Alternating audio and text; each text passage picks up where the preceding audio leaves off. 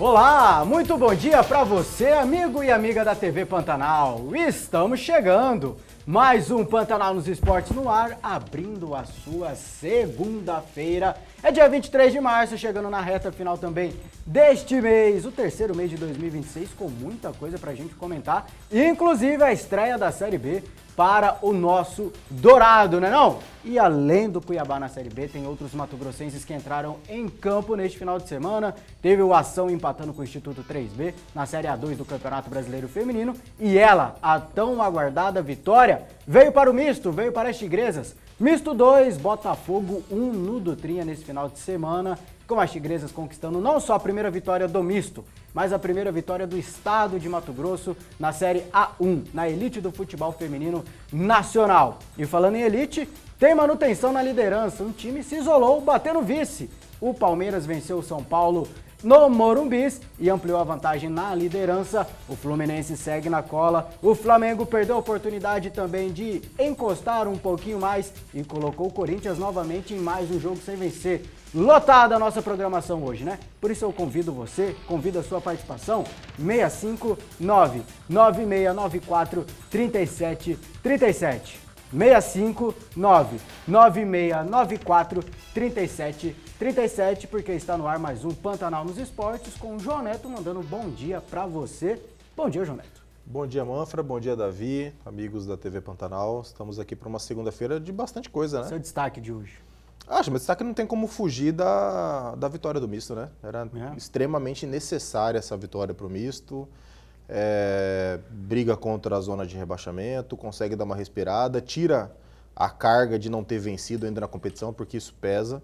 Então o destaque para mim tem que ser da vitória do misto na Série A1 do Campeonato Brasileiro. Eu nem coloquei na abertura porque achei que ele ia destacar de novo mais uma vitória do Vasco, do Renato Gaúcho. Porque ele direto fala do Vasco, né? Achei que ele ia falar, então vou deixar para ele destacar sozinho, né? Não vou chamar na abertura não. Mas está registrado aí mais uma vitória, 12 pontos disputados, 10 conquistados, o Vasco do Renato Gaúcho.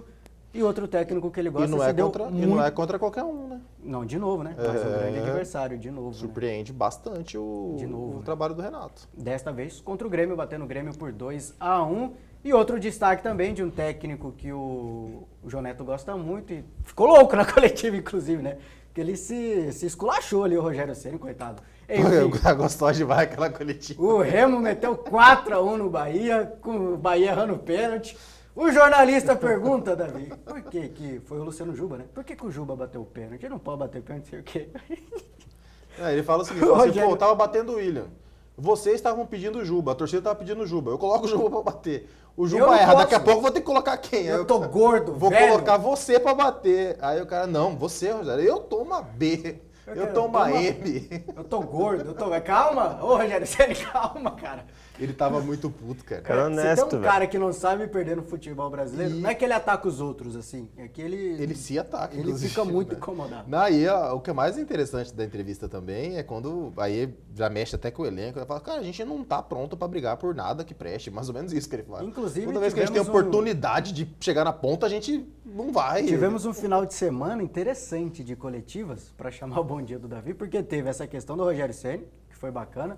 Renato Gaúcho, sincerão, não adianta jogar bonito e perder, dando um belo recado aí pra galera.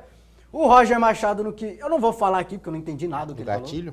falou. O gatilho da bola virada pra trás, que não sei o quê, eu não entendi nada. Isso é normal do Roger, né? Fala um pouco mais acessível pra gente. O Roger é meio Tite, Tite, né? Não entendo nada que você Desce um pouquinho ele nível é meio aí. Tite, né? E aqui no nosso cenário, tudo bem, né, que foi uma comparação, não sei, o nosso técnico Eduardo Barros falando, com todo respeito ao Caleb, falando que o Caleb tem as características do Kimmich para jogar ali de lateral, de volante, de médio, enfim. Foi um final de semana bacana de coletivas, né, Davi? Bom dia para você. Teve bastante coisa. Kimmich, lateral direito / volante do Bayern de Munique. Da Alemanha também. Ele podia trazer mais pro nosso universo aqui, né? Porque 90% das pessoas que acompanham o Cabá não vão saber quem que é Kimmich. O Kimmich se assemelha com o quê de jogar volante lateral? Aqui? No Brasil não me recordo. Bom dia, Manfra, bom dia, João Neto. Mas é que ele estava falando pro jornalista, né? O jornalista conhece o Kimmich, o cara que perguntou conhece. Então ele estava falando para ele. Pra falar que o Caleb pode jogar em várias posições, não é que ele quis comparar o Caleb. E teve outra comparação, não foi só essa ontem, né? Não foi só essa no sábado, teve outra, né, Davi? Qual que foi a outra comparação? A galera tá chamando o Caleb Valverde Cuiabano. Valverde do Real Madrid, uruguaio, é o Valverde Cuiabano, porque ele joga em várias posições. Essa Bom é a dia para comparação. você. Começamos o Pantanal nos Esportes. Já que a gente está nesse clima descontraído, vamos para algo bom, vamos para algo leve, para algo bacana, porque finalmente chegou a primeira vitória do Misto Esporte Clube na Série A1 do Campeonato Brasileiro Feminino. Vamos relembrar como foi? No Dutrinha, inclusive, viu? Misto 2, Botafogo 1. Cada partida para as tigresas no Brasileirão é um misto de emoção, garra. E não foi diferente contra a tradicional equipe do Botafogo, do Rio de Janeiro. O jogo pela quarta rodada do campeonato foi no Dutrinha, em Cuiabá. O Botafogo saiu com a bola, mas nem teve tempo de respirar. O misto subiu a marcação e pressionou desde os primeiros segundos. Aos 1 minuto e 40, Jéssica recebeu na área, girou bonito e bateu rasteiro. No canto esquerdo, sem chances para a goleira botafoguense Michele. Misto 1-0.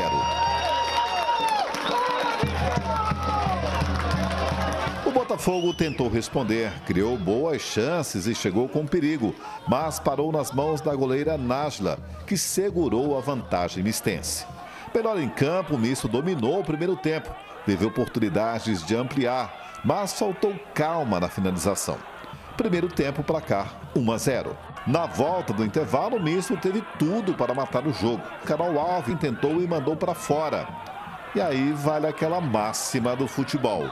Quem não faz, leva. Aos 9 minutos, em um contra-ataque rápido, Bebê, a camisa 10 do Botafogo, arriscou de fora da área e a bola entrou na rede mistense. Não deu para a Nájila. As cariocas empatam o jogo em 1-1. O gol animou o Botafogo, que cresceu na partida e passou a pressionar. As tigresas sentiram o ritmo, cansaram e viram as botafoguenses dominar o segundo tempo. Mas as tigresas juntaram forças e aquela garra. E quando tudo parecia ficar no empate, olha o que aconteceu aos 44 do segundo tempo. Na enfiada de bola no gol do Botafogo, Debinha agiu com calma, aproveitou o rebote e mandou para o canto da rede. As mistenses viraram o placar e merecidamente venceram as cariocas por 2-1.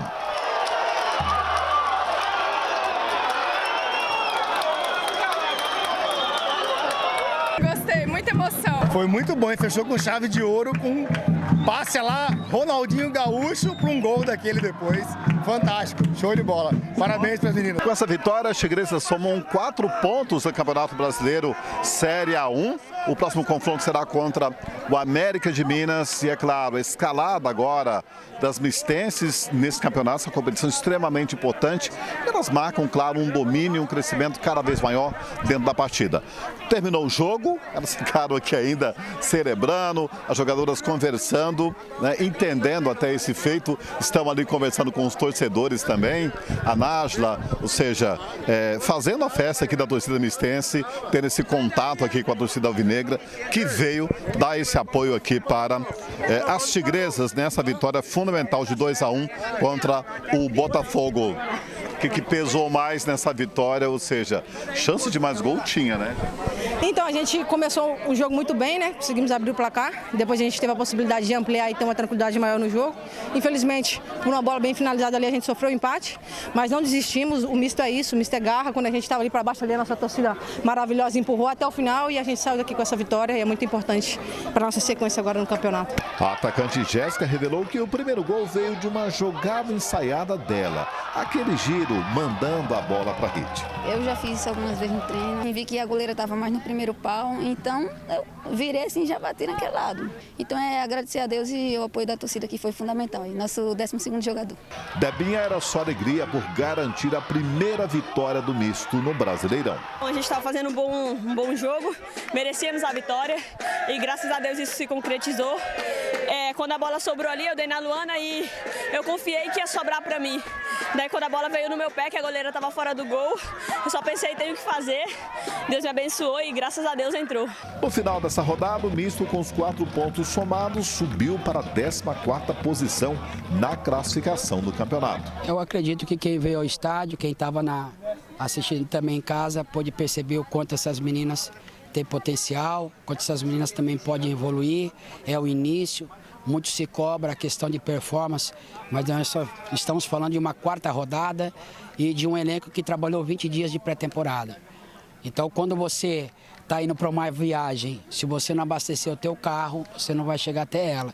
Então, a gente tem umas paradas e nessas paradas a gente está tentando fazer o melhor possível para que essa performance, onde a gente tem um equilíbrio do primeiro e segundo tempo, e hoje já aconteceu isso. Então, graças a Deus, a gente sai de campo feliz aí. O presidente da SAF Misto, João Dorineu Leal, foi apoiar as mistenses e celebrou a primeira vitória no campeonato. Ele acredita muito no potencial da equipe. É permanecer na Série A do Campeonato Brasileiro. Nós demos um passo gigantesco hoje contra o Botafogo, um dos grandes times do Brasil. Testamos mais uma vez o coração do mistense e essa vitória à la misto realmente é que faz recuperar cada dia mais o orgulho de ser mistense. Eu estou muito feliz com o trabalho que essas atletas têm realizado, os atletas têm realizado, porque eles têm recuperado realmente o orgulho de ser mistense.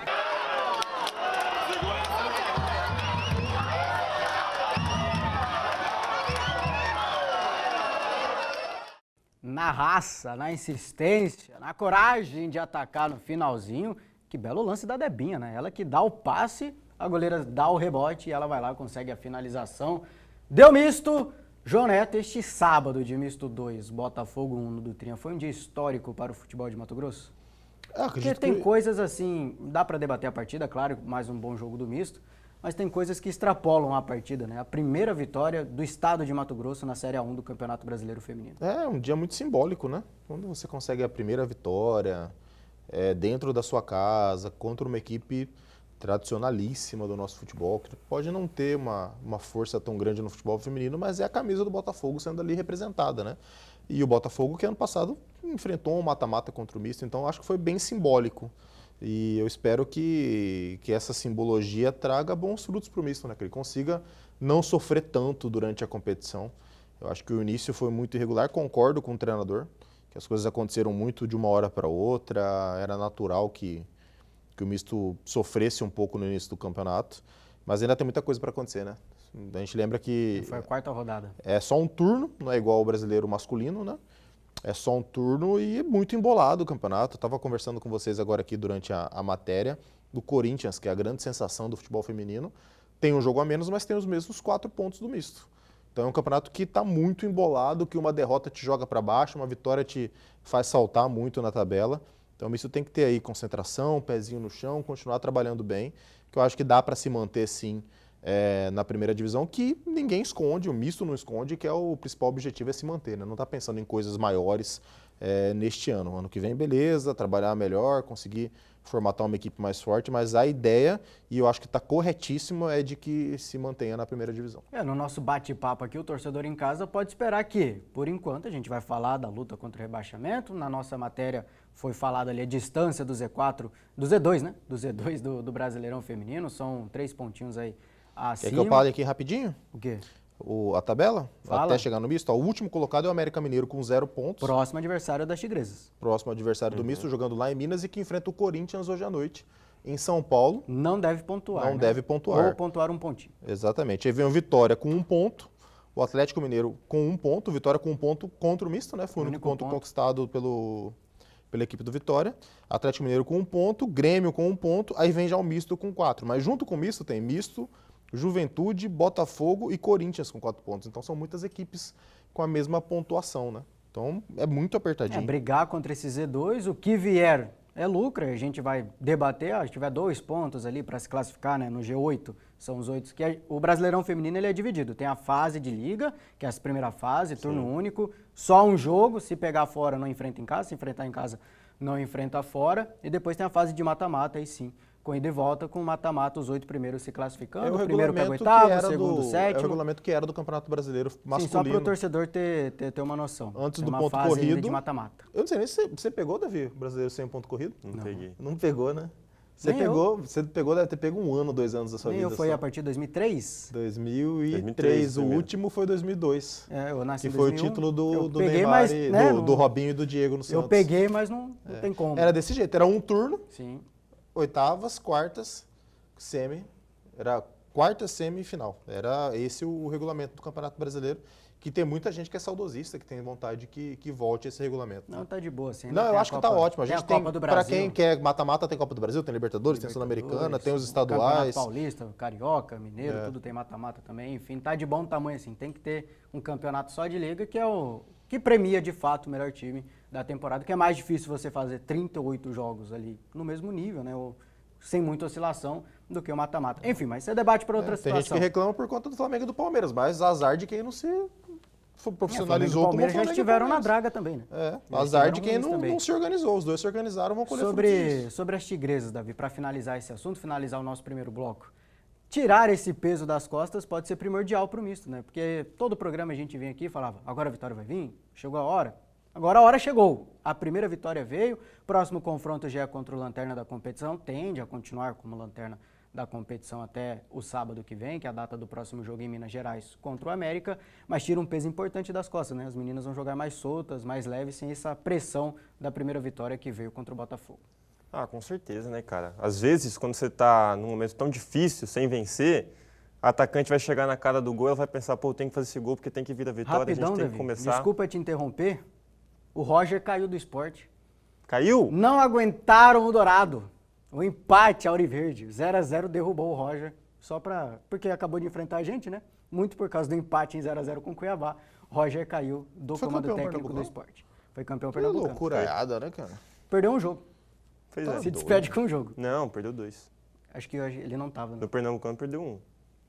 Ele já era Brasil técnico? Perdeu outro, eu acho que na já. derrota no Pernambucano? Contra o Eu Náutico. tenho essa minha dúvida. Depois que o cara que ganhou 22 títulos no ano meteu 8x0 numa semifinal, foi mandado embora no vestiário, qualquer coisa. Já a gente fala disso, que o Botafogo também aprontou outra, viu?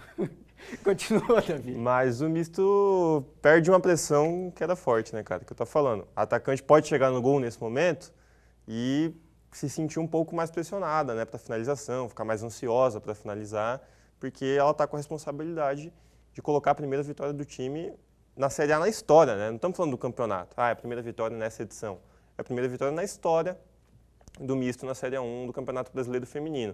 Então é uma pressão muito grande que já não existe mais. E também atrai o torcedor. É uma vitória dentro de casa, contra um time grande, que vai fazer o torcedor olhar com um pouco mais de carinho para essa equipe feminina, vai fazer o torcedor ir para o Dutra nos próximos jogos. Então, um resultado muito importante para o misto feminino que deve tranquilizar um pouco mais o restante dessa temporada. Aqui no nosso WhatsApp, o 659-9694-3737, o nosso parceiro Homero Machado está falando com a gente. Bom dia, bancada do Pantanal nos esportes, Davi, Manfra, João Neto. Bancada, podemos falar que o elefante não está mais na sala. E ontem, na opinião de vocês, houve pênalti para o Corinthians? A mídia clubista de São Paulo está falando que o Corinthians foi garfado. Rapaz, a arbitragem polêmica mais uma vez no Campeonato Brasileiro. Já a gente fala disso, Homero, guarda aí que a sua pergunta, né, a sua análise, a gente vai falar daqui a pouquinho, quando for falar de Corinthians e Flamengo. Ele ainda fala sobre o Cuiabá, viu? O assunto para o próximo bloco. Bancada, assistir o jogo do Cuiabá atualmente é uma tortura. Prefiro assistir misto feminino. Esse técnico do Cuiabá é vou colocar brincalhão. É um brincalhão. Comparações absurdas. Aí a gente falou meio brincando aqui, né? Ele não quis comparar, de fato, a questão do... Ele não comparou a qualidade do futebol dois, e tudo mais. E as características ali. A gente entende. Mas que é engraçado. Não leva pra esse lado de ficar bravo com o treinador, não, né? Fica tranquilo. Continua mandando... Pra ficar bravo com o treinador. Tem outra... a questão que você falou do time ser fraco e tudo mais, aí sim. Já a gente volta para continuar falando com você. O WhatsApp está na tela, participe com a gente, mande a sua mensagem. 659-9694-3737. Quero saber a sua opinião sobre o Dourado. Estreou na Série B, 0x0 com o Sport. O início do caminho do Cuiabá na segunda divisão de 2026. É assunto do nosso próximo bloco. Você vai mandando a sua mensagem, vai esperando aí, porque vamos para um rápido intervalo e já estamos de volta. É rapidão, viu?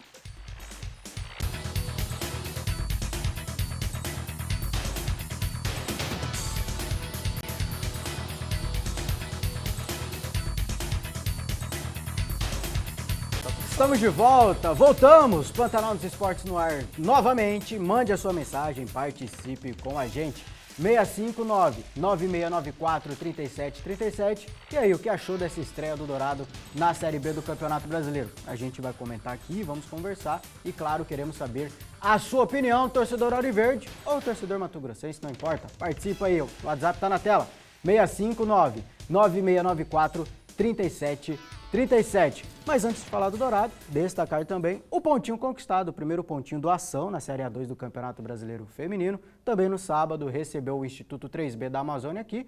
Conseguiu dar uma recuperada, né? Pontuou, perdeu na estreia para o Vasco de 2-1 e agora fica no 0-0 jogando em casa. Claro, o início ainda da Série A2 do Campeonato Brasileiro Feminino. Leve esse primeiro ponto do Ação, que ainda tem muita coisa para disputar na segunda divisão feminina nacional. E quem está jogando a segunda divisão masculina, o Cuiabá, que recebeu o Sport na sua estreia da Série B do Campeonato Brasileiro de 2026. Davi empatou em 0-0. Como você avalia esse empate do Cuiabá, esse jogo do Cuiabá? Porque todo esse início de 2026 conturbado, turbulento, Cristiano falando de um lado, o técnico Eduardo Barros tentando fazer o time jogar, é Pacupeva, é Camarão, eliminação no Campeonato Mato Grossense, eliminação na Copa do Brasil.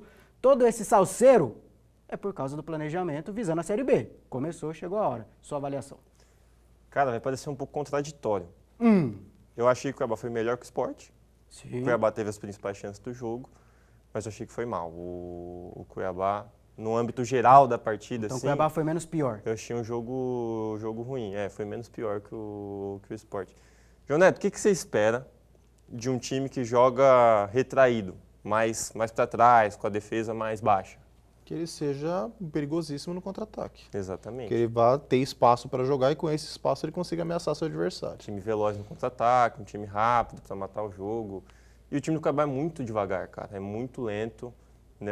Foi muito lento nessa primeira Você partida. acha que é lento por contra o Sport. característica? Que é um time que gosta mais de ter a bola do que de contra-atacar e o treinador está errando na opção dele? Cara, não sei se é por característica, mas os caras não estão animados para contra-atacar, Para parece. correr? A galera não está Como que Não faz, estão então? naquela velocidade de puxar Então, um é porque contra-ataque. em vez de o cara já puxar um passe rápido, em vez do pra goleiro já trás. rolar a bola logo, o cara pega a bola, Busca triangular. segura, olha o jogo, espera um pouco, talvez E seja é a por característica do time. O que Exatamente. você vai esperar do PP e do Raul, por exemplo, que são os comandantes ali do meio campo? E até o Caleb também. Então, Essa eu é a acho característica que do não time, era um retrair time, mais a bola. não era um time que estava bem posto para contra-atacar. Apesar de eu entender que a estratégia do Eduardo Barros, a princípio, era essa. Porque quando defendia, o time estava um pouco mais para trás, não pressionava muito em cima. Então, eu entendo que um dos planos era o contra-ataque. Mas eu achei que estava muito devagar para contra-atacar. O Cuiabá teve as melhores jogadas. Não acho, inclusive, que foram em contra-ataques. Foi quando o time teve um pouco mais a bola. A primeira foi quando o Caleb pega na direita, gira pelo zagueiro e chuta, passa perto da trave do goleiro do Sport.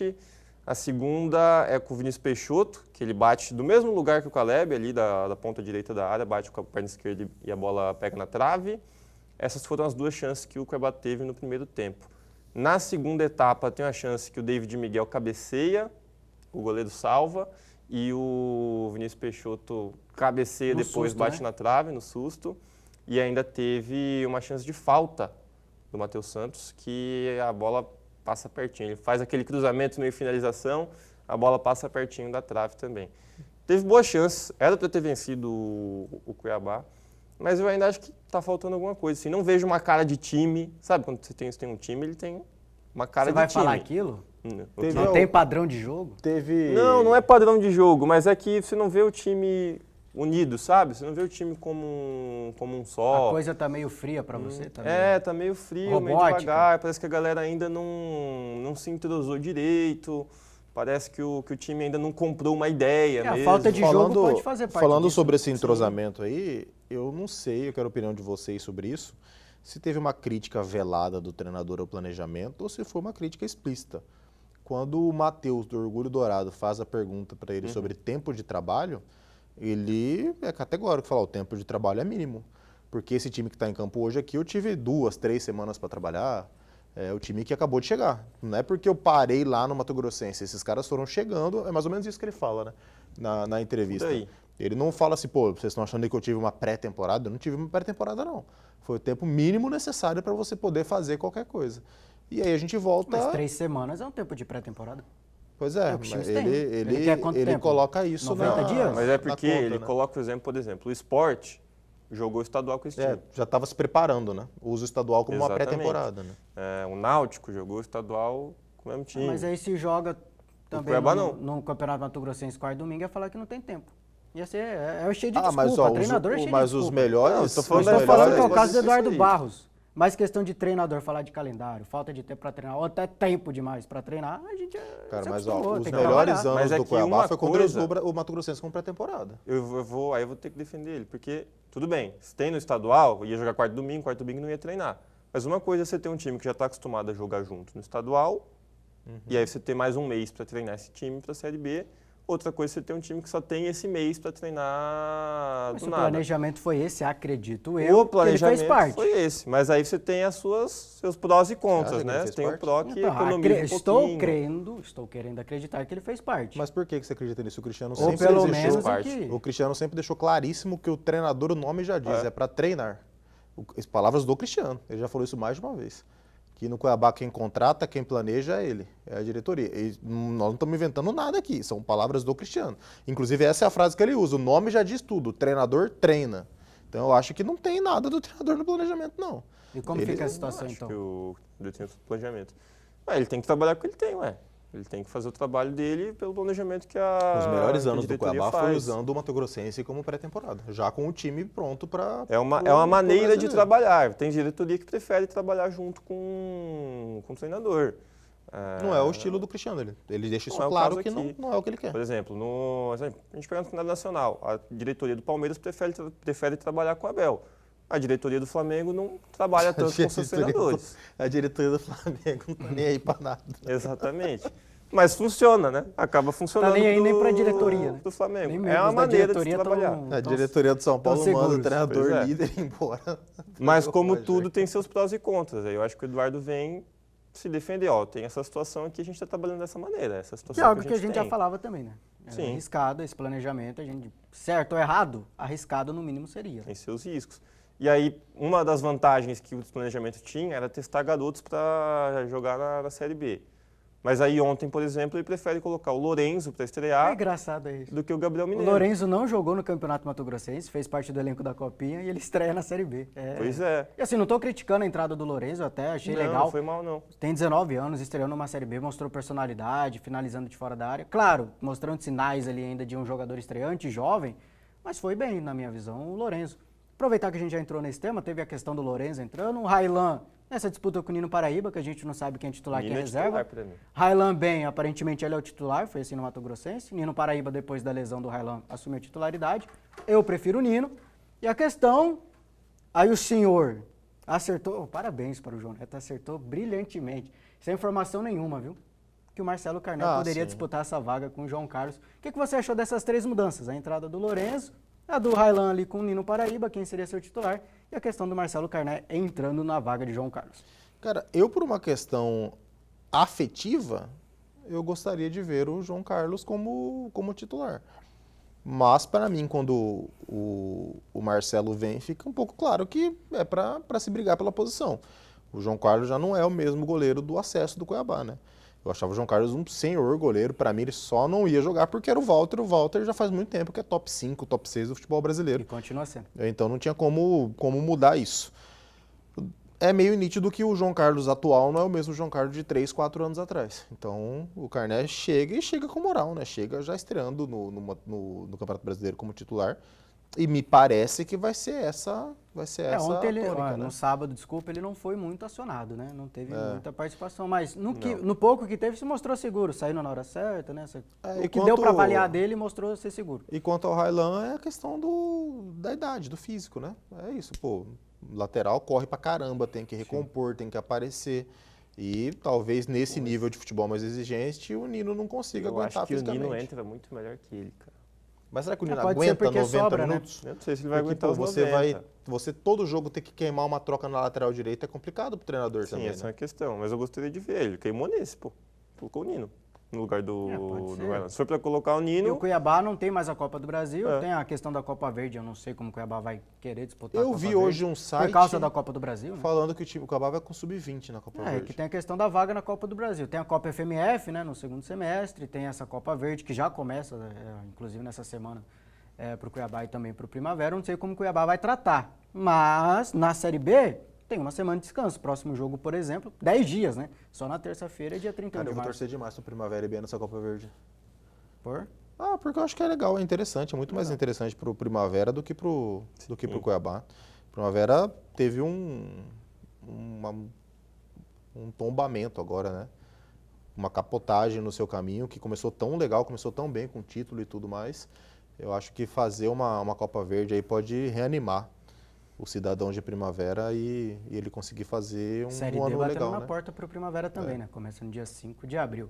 No nosso WhatsApp, 659-9694-3737, o nosso amigo Homero tá falando: bancada, ontem no sábado, um dos clubes mais tradicionais do Norte conquistou o 44º título nacional de Manaus, o Azulão do Norte. Não sei. Quem que é, Homero? Fala aí pra gente. E o título também, porque, desculpa, não conheço do futebol de Manaus, né? O amazonense. O Homero mandando aqui a mensagem pra gente, valeu pela lembrança. O Antônio tá querendo participar do bolão aqui, eu abri um bolão. Ó. Bom dia, o Cuiabá vai ser rebaixado, não ganha em casa e fora já sabemos que vai perder. Esse técnico cai na terceira rodada. A opinião dele, foi um papo de bolão isso aqui, né? Ele não cravou na próxima, na terceira rodada ele cai. Eu não acho que o Cuiabá vai ser rebaixado, não. Agora eu também não sei por quanto tempo o Bernardo continua. Eduardo.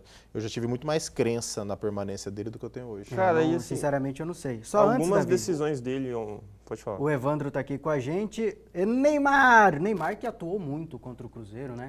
Lá nas mídias sociais, postando lá da anulação do gol, né? Do impedimento. Segue. Evandro Teixeira participando com a gente. Navarrinho, tubarão do futebol. Isso aqui eu não entendi. Eu quero explicação disso aqui. Tubarão é bom, né? Por que tubarão do futebol, Evandro? Tubarão Me é bom, explica. né? Aquele gol do Santos foi mal anulado, Evandro Teixeira. A gente vai falar da questão da arbitragem canalice também. que o Santos fez nas redes sociais dele, né? Colocando o vídeo com o gol do Barreal, que é impedido. Impedido? Aquela famosa linha polêmica. Eu não confio, repito. O negócio é que o Santos coloca não tem argumento pra falar que é o Santos coloca na postagem da rede social dele uma linha só.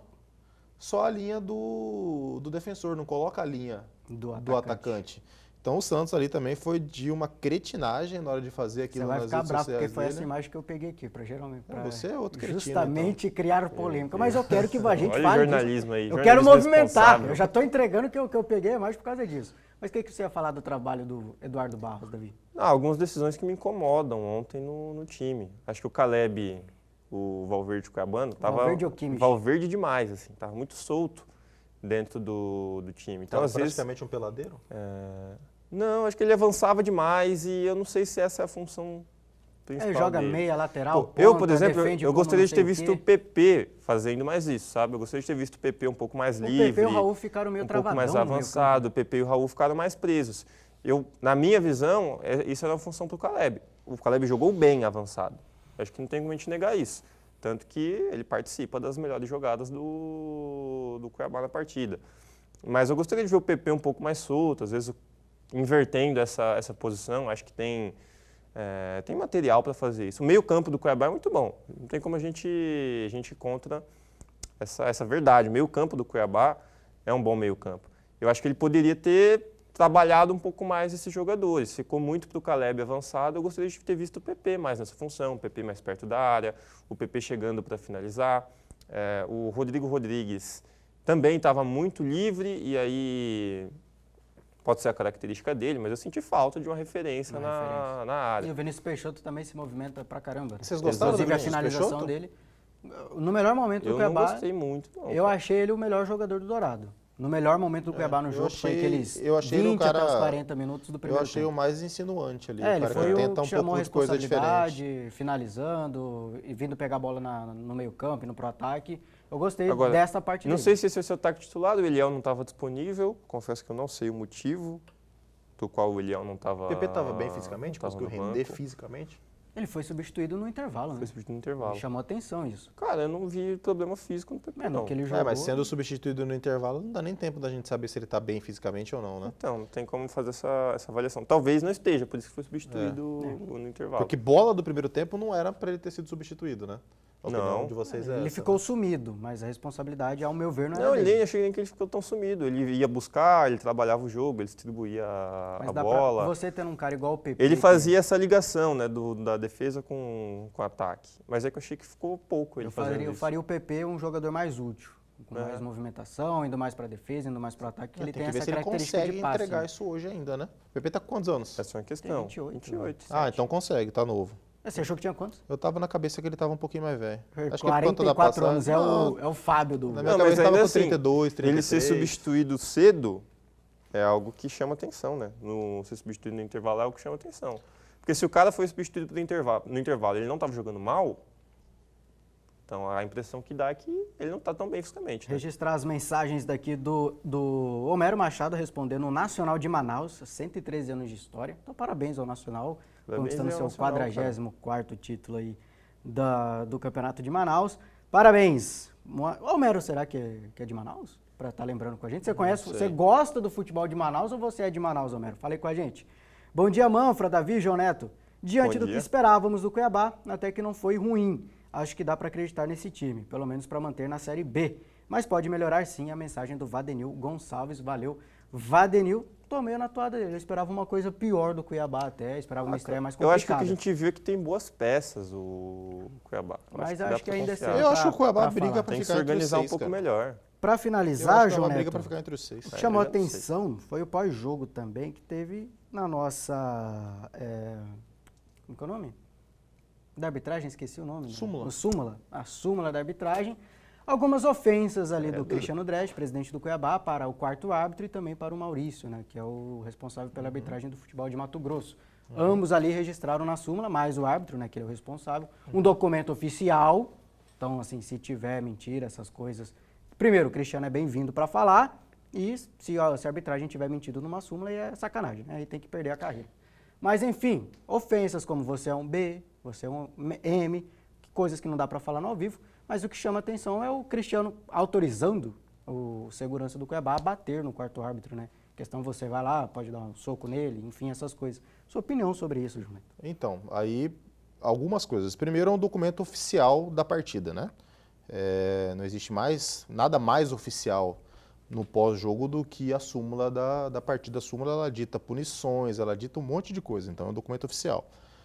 Segundo, o árbitro relata e coloca testemunhas. Ele coloca o Rafael Odílio, o quarto árbitro, e o chefe da arbitragem, o Maurício, como estando naquele momento. Então, eu acho muito difícil que não tenha um quê de verdade nisso aí, mas faço as suas palavras também. O Cuiabá e o Cristiano, eles têm toda a liberdade de se posicionar quanto a isso.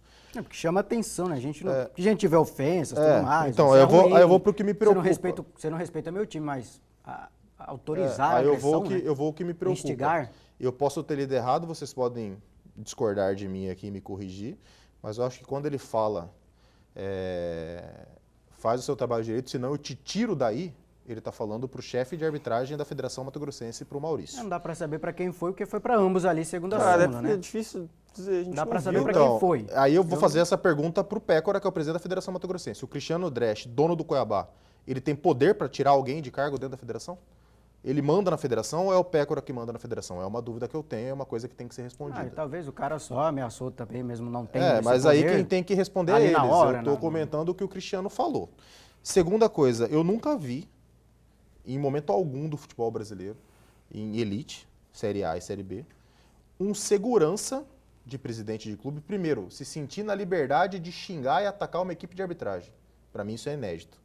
E segundo, e aqui eu estou relatando um documento oficial. Assim como a gente está fazendo jornalismo policial, a gente pega um BO e relata um documento oficial.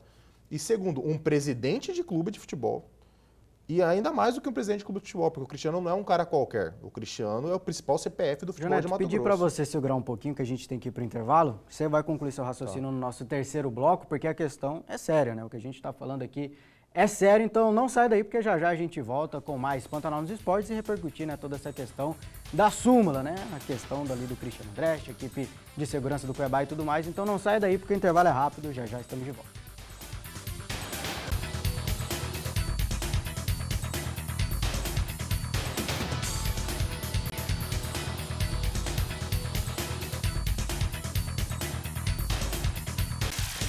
Voltamos, vamos continuar falando de futebol. O João Neto vai continuar o raciocínio dele, porque ele estava falando dessa questão polêmica da súmula do Cristiano Dresch, né? Xingando seu M, seu B, né? Para a equipe de arbitragem, tanto para o quarto árbitro Rafael Odílio, quanto o gerente da arbitragem, o professor Maurício. E a questão que chama atenção é realmente a da agressão, né? Autorizando a agressão do Cristiano, falando, segundo a súmula, repetindo, assinada pela equipe de arbitragem, um documento oficial da CBF, inclusive está no site da CBF, entra lá no site, vai na partida de Cuiabá e também Sport, vai estar lá na súmula para você ler, está lá, é um documento oficial assinado pela arbitragem, pela própria CBF também. Essa questão da autorização para agredir, vai lá, pode pegar aí. Primeiro, repetindo o que eu já tinha falado, que o eu te tiro daí, você faz o seu trabalho de direção, eu te tiro daí, eu já não acho uma coisa que deve se deixar passar em branco. Eu acho que é uma coisa que deve ser colocada à luz. E a segunda, que é a mais grave, longe, é ele falar pro segurança dele, pro segurança do Cuiabá, para dar um murro na boca do quarto árbitro. Eu acho que passa completamente de qualquer limite, de qualquer coisa aceitável de um cara que é muito grande dentro do nosso futebol. Um cara que é o principal personagem do futebol mato-grossense, é o Cristiano Dresch, por tudo que ele já fez. Acho que é bom a gente pegar a aspa, né, da súmula. Aí, né?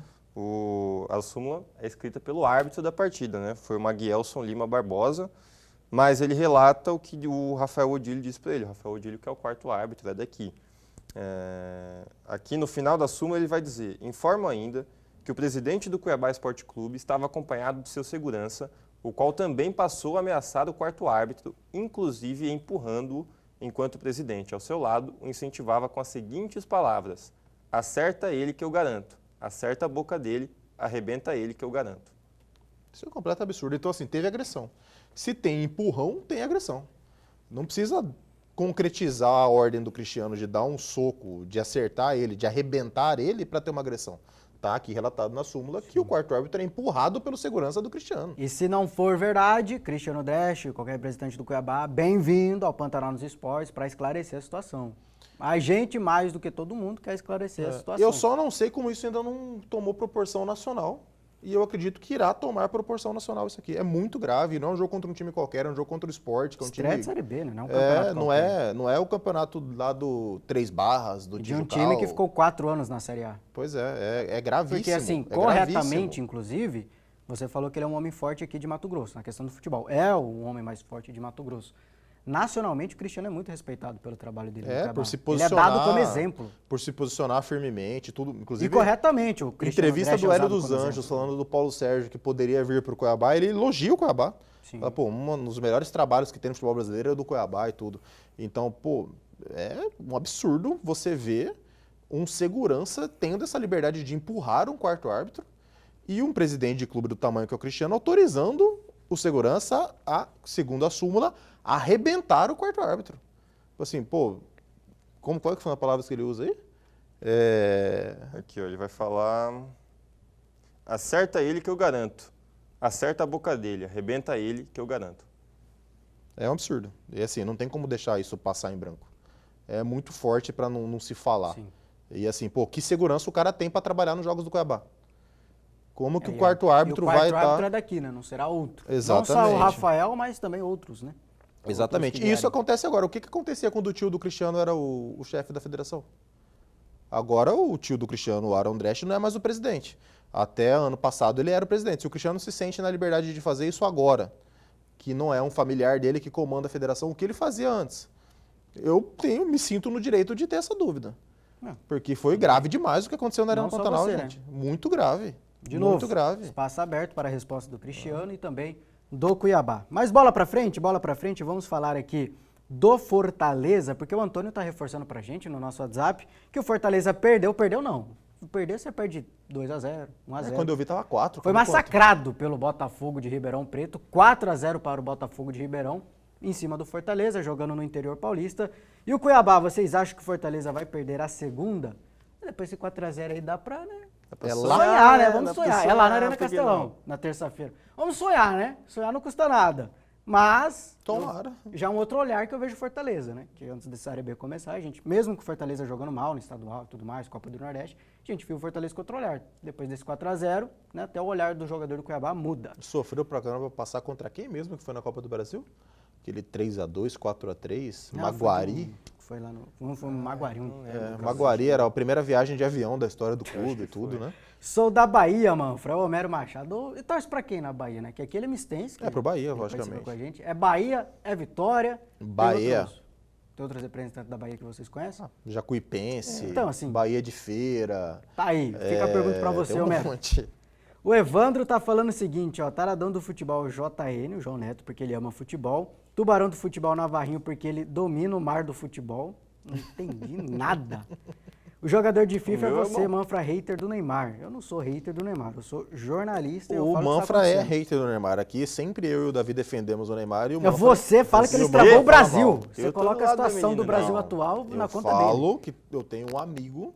Não, você fala, não vem aqui não. Tem um amigo. Agora que tá na TV, inclusive esse amigo A frase dele, ele não falou aqui ainda, a frase dele é: o Neymar estragou uma geração de brasileiros. Não, eu tenho um amigo que é sensei de judô. Me preocupa, porque que é sensei de judô e ele fala o seguinte: o Neymar não estragou uma geração de jogadores de futebol, ele estragou uma geração de brasileiros. Você que fala.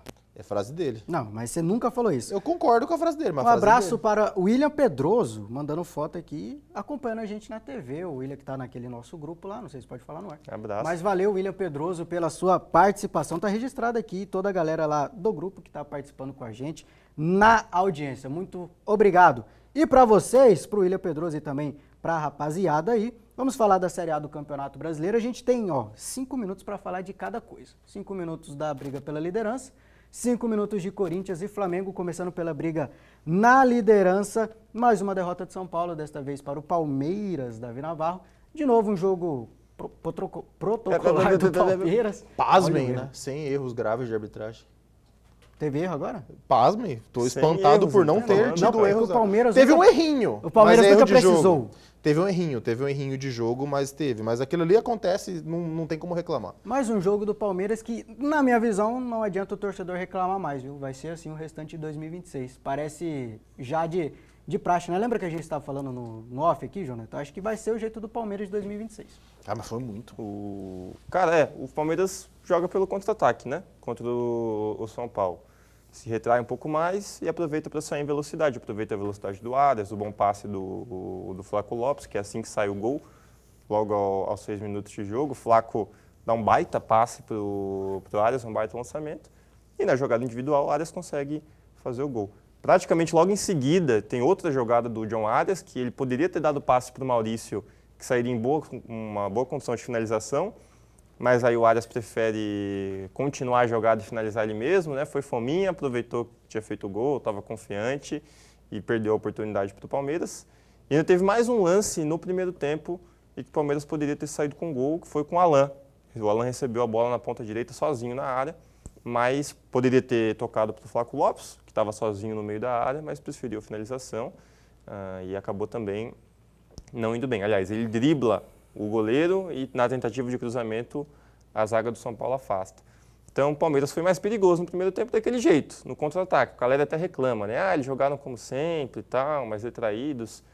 Mas tem funcionado para o Palmeiras. Eu acho pouco para um time como o Palmeiras, com o investimento que tem, com o salário que o treinador recebe, eu acho pouco o Palmeiras jogar só assim. Eu não sei se vai funcionar todas as vezes, até porque a gente já viu esse ano que a defesa do Palmeiras tem fragilidades. Mas funcionou contra o São Paulo. Foi morto pra caramba, né? Verdade. Que não jogou, não levou perigo. Palmeiras quase se complicou com o Mirassol, se complicou contra o próprio Vasco da Gama. Mas o São Paulo também, para quem briga pela liderança, falando de 2 pontos de preocupação, cara. Hein? Acho que assim, se o Palmeiras ele tiver um estilo de jogo mais reativo, mas for o Palmeiras do primeiro tempo, eu acho que é aceitável. Mas o segundo tempo do Palmeiras tô tentando achar uma palavra, é assustador. Porque o Palmeiras ele se afunda dentro da área. No primeiro tempo, parecia que o Palmeiras poderia matar o jogo a qualquer momento. Porque ele estava marcando... Até os 20 minutos teve umas 3 oportunidades. Teve o gol e mais 2. O primeiro tempo inteiro, o Palmeiras estava marcando bem e saindo bem para o jogo. No segundo tempo, o Palmeiras ele esquece que existe futebol. Em nenhum momento do segundo tempo parece que o Palmeiras vai ter um contra-ataque contra o São Paulo. Em nenhum momento. E assim, qual é a necessidade disso? Eu já falo do fato preocupante do São Paulo. Qual a necessidade disso? Você pode querer ser um pouco mais otimista e falar, pô, O Abel foi estrategista, ele viu que o São Paulo não é um time que tem profundidade, que o São Paulo não é um time que tem velocidade. Se fosse só nesse jogo, tudo bem, né? Mas não é um time que tem velocidade, então assim, não ter jogo não vai proporcionar para o São Paulo nada, porque o São Paulo precisa ter jogo, né? Precisa ter espaço para poder triangular. Mas é muito pouco, era um São Paulo entregue, um São Paulo que, com seu torcedor empurrando e tudo, é um time que estava completamente sem criatividade alguma, sem nada para oferecer. O Palmeiras, ele tinha a oportunidade de jogar contra o São Paulo sem correr risco. E o segundo tempo, eu repito, o segundo tempo foi assustador o tanto que o Palmeiras recua. É que também troca razoavelmente cedo os dois homens do meio campo, né? O Marlon Freitas e o Andréas. Ele troca o Andréas por aí conta do cartão, Emi né? E o Evangelista. Acho que os dois por causa de... Mas a questão do Andréas é que o Andréas toma um cartão que era passível de segundo. Faz uma falta que era passível de segundo amarelo. Então, mas o Marlon Freitas também estava amarelado.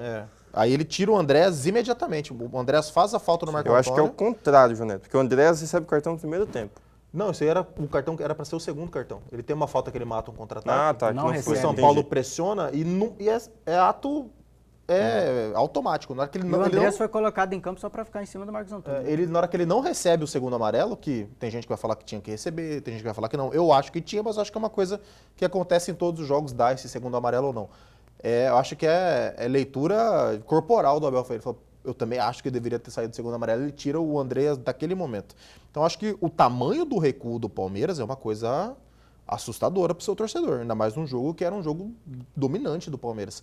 E no caso do São Paulo, o que assusta muito o torcedor é você ter uma equipe tão recuada enfrentando você, uma equipe acuada enfrentando você e você não ter lampejo de criatividade nenhuma. Não teve um chute na direção do gol. Talvez o mais perigoso foi aqueles aos 40 minutos do primeiro tempo do Luciano, né? Que o Caleri toma uma bola, dá um tapa de calcanhar, o Luciano finaliza com desvio, ela vai para escanteio. Foi a primeira chegada de São Paulo. E assim, para você ver que o jogo foi pobre, o São Paulo dá 2 chutes no gol o jogo inteiro, o Palmeiras no segundo tempo não dá um chute ao gol.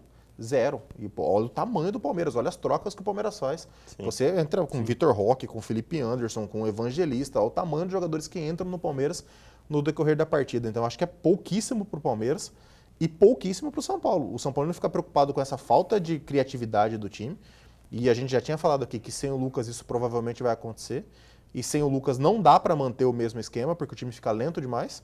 E o Palmeiras é aquilo, o Palmeiras pode entregar muito mais. Pô, dá dando certo contra o São Paulo? Beleza.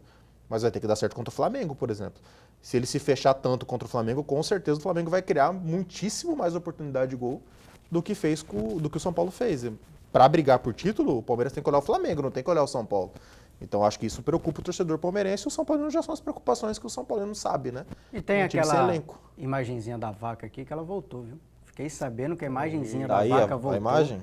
A vaca em cima do telhado, quando tiver no jeito aí, só colocar no ar, fica aí ao critério da produção.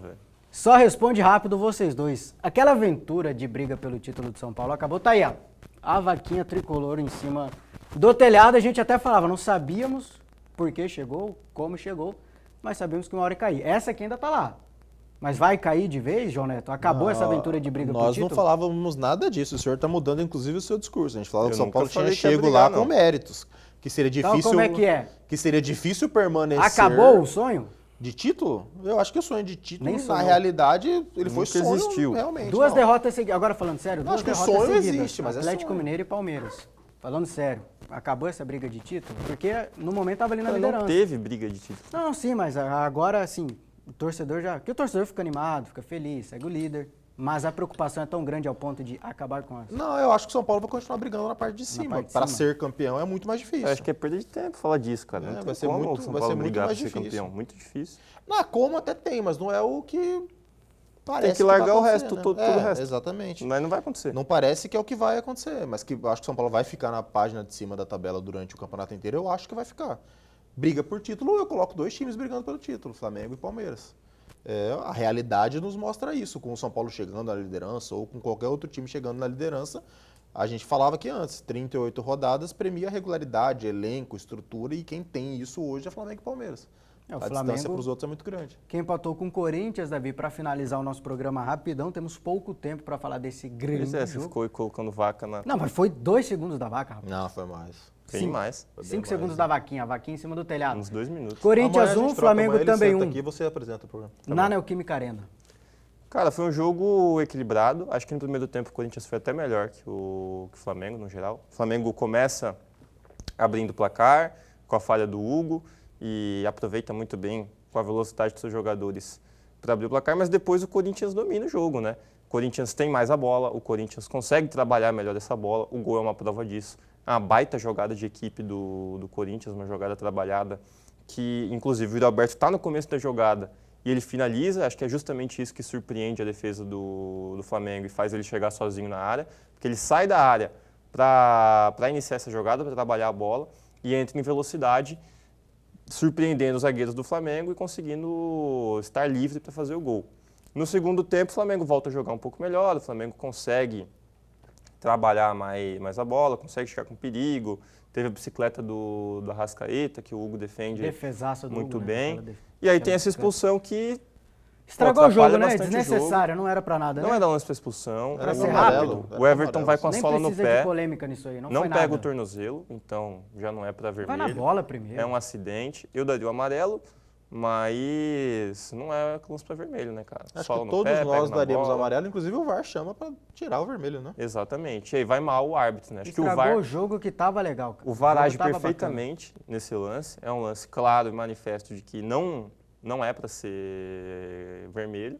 E aí o VAR chama, mas o árbitro mantém a decisão dele. E o pênalti no André, só pra gente não passar por cima? Você achou pênalti? Pênalti, pô. Em cima do André? Eu não achei nada, não, porque ele já tá piscinando até antes do toque. Viu? Eu acho que ele pênalti. Eu acho que ele força a barra. Eu acho que ele força a barra. Ele se joga demais, mas eu acho que é pênalti. A gente não tem como a gente trabalhar com esse negócio de forçar a barra, porque todo mundo força, né, cara? A maioria dos jogadores. Só que ele foi muito espalhafatoso. Mas é que ele forçou demais. Mas foi pênalti. Mas eu daria pênalti. Coloca a dúvida. Eu daria pênalti. Tem o contato e tudo mais. Eu não daria vermelho e eu daria pênalti. Acho que ele erra ao expulsar e ele erra não dar o pênalti. Querendo ou não, a arbitragem deu uma estragada no jogo, porque tava bacana até o lance da expulsão do Everton Araújo, que pra mim não foi nada, e segundo a bancada aqui, também não foi nada. Agradecer ao João Neto, agradecer ao Davi Navarra, toda a produção, e pra você também, muito obrigado pela sua participação aqui com a gente, pela sua amizade, pela sua companhia. Voltamos amanhã com mais Pantanal nos Esportes, já adiantando pra você, viu? A gente vai ter que conversar muito sobre futebol, porque o Campeonato Brasileiro vai dar uma paralisada, data FIFA, é chato,